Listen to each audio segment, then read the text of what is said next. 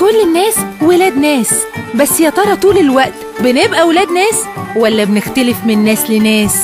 ويا ترى دي مشكلتنا ولا مشكلة الناس؟ ابن ناس مع الدكتور محمد حسين على ميجا اف ام.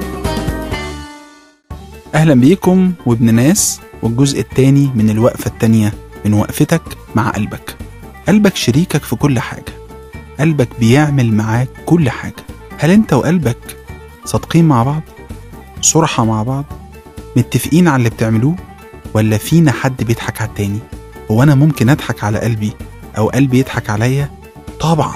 لما أنت بتضحك على قلبك بتلخبطه، بتفهمه إنك بتعمل الخير للخير، وإنت في الحقيقة بتعمل له كده حالة ازدواج في النية، ما بين إنك مخلص في اللي بتعمله وما بين إنك منتظر لكلام الناس ونظرات الإعجاب. وهو ده اللي احنا بنسميه الرياء، إنك تبقى بتعمل حاجة وإنت رايح تعملها بتضحك على قلبك وتفهمه حاجة غير الحقيقة اللي بتحصل. زي مثلا إن واحد يبقى بيساعد واحد عشان يتقال عليه إنه بيساعد الناس، واحد بيعمل خير مش للخير عشان يبقى شكله قدام الناس راجل كويس، بيحاول يعلم الناس مش عشان يفيدهم، لا ده بيعلمهم عشان يتقال عليه شاطر وذكي، بيصلي عشان الناس تبص على صلاته وعلى خشوعه. دي مشكلة كبيرة جدا، إنك تاخد قلبك في طريق وإنت ماشي في طريق تاني.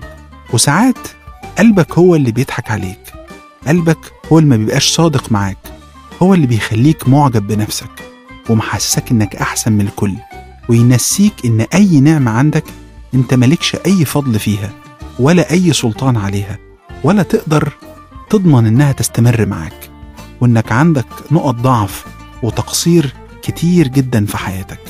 وهو ده اللي بيودينا للكبر.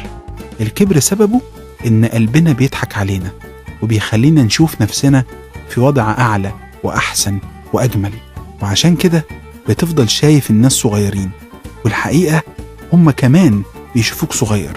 كانوا يقولوا لنا زمان المتكبر كالواقف على الجبل يرى الناس صغار ويرونه صغيرا. ليه؟ لأنه حاطط مسافة كبيرة جدا بينه وبين الناس.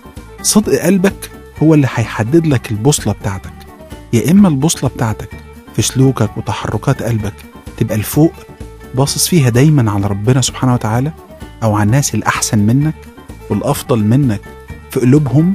ده هيخليك تعامل الناس كويس، وهيخليك طول الوقت علاقتك بالناس طاهرة ولطيفة جدا. يا إما بوصلة قلبك تبقى لتحت، يعني قلبك يبقى مشغول جدا بالناس، أنا أحسن من مين، أنا نظرة الناس ليا إيه. وإذا كانت بوصلة قلبك لتحت هتفضل دايما سلوكياتك مش صادقة، هتفضل دايما سلوكياتك مش كويسة. خلي بالك من اللي انت بتعمله مع قلبك، لأن لو بوصلتك لتحت ودايما مركزة مع الناس عمرك ما هتشوف مقامك الحقيقي ولا وضعك الحقيقي. لو قلبك مش صادق هيصدي، ولو قلبك صدى عمرك ما هتبقى سعيد. وعشان كده احنا محتاجين نقف مع قلوبنا ونشوف نسبة الصدق بيننا وبين قلوبنا كام في المية. نسبة صدقك مع قلبك هتساوي نسبة سعادتك في الحياة. ابن ناس مع الدكتور محمد حسين كل يوم في رمضان الساعة 6 بالليل، والإعادة الساعة 8 بالليل، وتاني يوم الساعة 2 الفجر على ميجا اف ام.